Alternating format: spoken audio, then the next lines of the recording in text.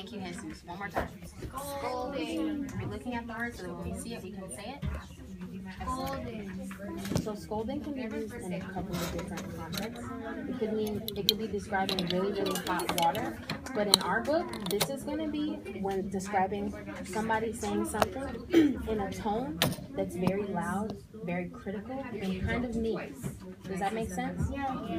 Okay. The last one, I'm sure you know. Excellent, Jesus.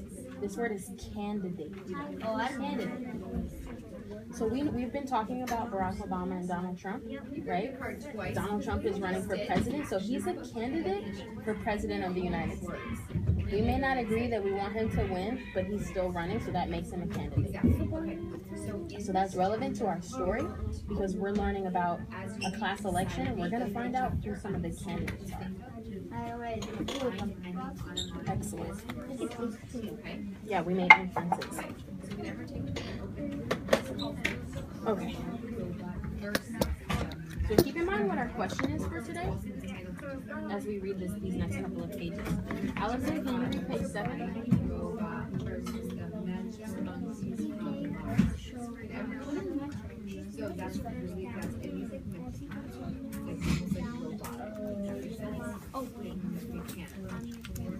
So can everyone open up to, actually can everyone open to the chapters, the chapter, the table of contents.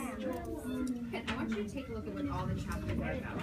And I'm going to I'm going to ask you to write down one question you have write down one question you have based on the table of contents.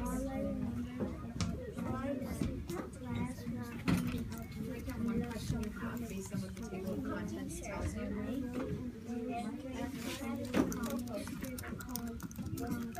So you follow directions, right? And I want you to write now.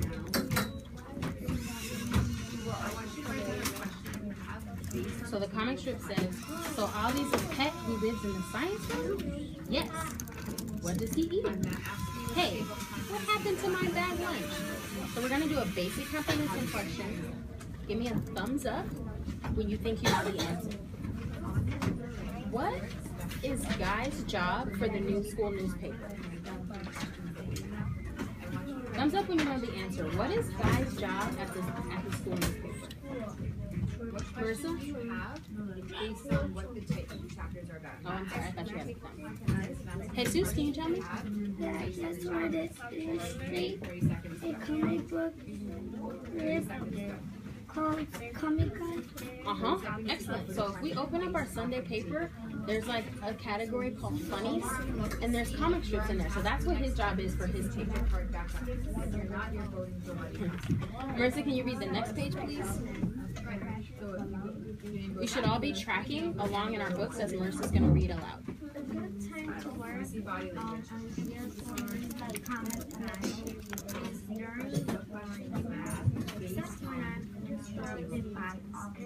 Hey, bring back my picture and Guy, are you listening? Yes, follow directions.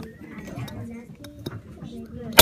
Before I begin today's lesson, as I indicate on what's happening in my elections officials, some of you were paying attention when I named last week. She was elected as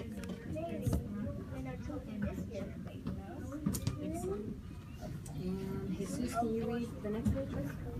You will be elected a homeroom president. Explain this easily. Tomorrow you will nominate candidates. On Fridays you will be voting for me. Really quick, let's go over how to read that. So it says, and on Friday, you will be voting for that dashed line means somebody's about to be interrupted. So that's why they go to the next line and they start a new paragraph. You see how it says me? That's a new person because it's in quotes. So when we read that, we're gonna say, and on Friday you will be voting for me, shouted Tank. So he was interrupted. You can think what answers. The other team, he raised gorilla like arms in the air. If he has early students growing busy cleaning the throw, then almost as if bleeding, she said, "This is an important election, so I hope you will nominate some good candidates." Yeah, like that's going to happen. I was promoted. Who'd be crazy enough to run against Tank? Molly looked at me. Don't even think about it. I said, I know what Tank is going to do to whoever runs against him. Unfortunately, Molly, so does everyone else. Okay, can we turn over our books? We have one question to identify. Can you infer why it would be a bad idea in some students' minds to run against Tank?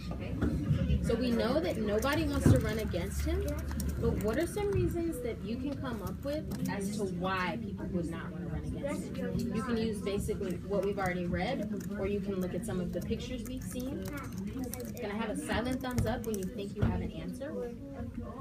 Allison? So remember our sentence starters? I can infer, does.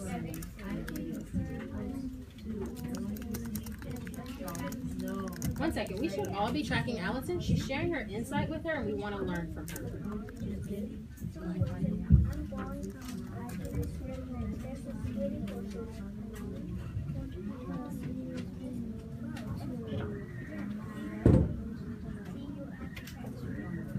So why would, if you think he's a bad president, why would you think people wouldn't want to run against him?